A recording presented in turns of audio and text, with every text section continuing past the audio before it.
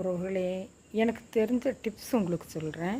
குழந்தைகளுக்கு கொய்யாப்பழம் கொடுத்தா குடல் புண்ணு ஆறும். குழந்தைங்க சீக்கிரம் நல்ல வளர்ச்சி அடைவாங்க. கொய்யாப்பழம் டெய்லி கொடுங்க. அதாவது நம்ம வெளியூர் பழங்க கிவி பழம், ப்ளூபெர்ரி, பிளாக்பெர்ரின்னு வாங்கி கொடுக்குறத விட கொய்யாப்பழமும் பப்பாளி பழமும் நம்ம நாட்டுப்பழத்தை கொடுக்கலாம் நம்ம குழந்தைகளுக்கு. இன்னொரு டிப்ஸு சொல்கிறேன். எங்கள் அப்பா அப்படி பண்ணுவாங்க, அதைத்தான் நான் சொல்கிறேன். என்னென்னா, குழந்தைங்க காசு முழுங்கிரும் இல்லையா, காசு முழுங்கினோன்னா பதறாமல் குழந்தைகளை 2 காலையும் பிடிச்சி தலைகீழ தொங்குட்டுறணும்.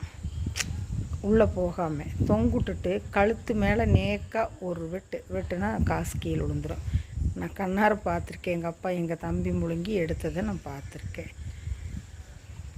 காரட்டு வாங்கிட்டு நம்ம ஃப்ரிட்ஜில் வைக்கும்போது தலை பாகத்தையும் வால் பாகத்தையும் கொஞ்சம் வெட்டி எடுத்து வச்சிட்டோம்னா மாதக்கணக்கில் அது அழுகவும் செய்யாது, வாடி போகவும் செய்யாது, ஃப்ரெஷ்ஷாகவே இருக்கும்.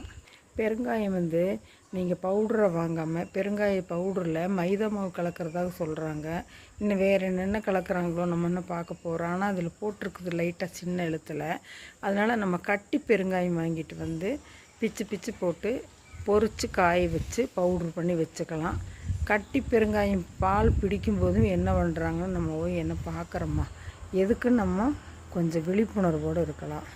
வரமிளகா நீங்கள் கழுவி காய போட்டு எடுத்து வைக்க முடியலன்னா யூஸ் பண்ணுறப்ப 4 மிளகாய் எடுத்திங்கன்னா அதை கழுவிட்டு தொடச்சிட்டு அதை யூஸ் பண்ணுங்கள். மிளகாய் மட்டும் கழுவாமல் யூஸ் பண்ணாதீங்க. ஏன்னு கேட்டால் எங்கே வேணாலும் காய போடுவாங்க, என்ன வேணாலும் அது மேலே ஏறும். முடிஞ்ச வரைக்கும் சுகாதாரமாக இருங்க.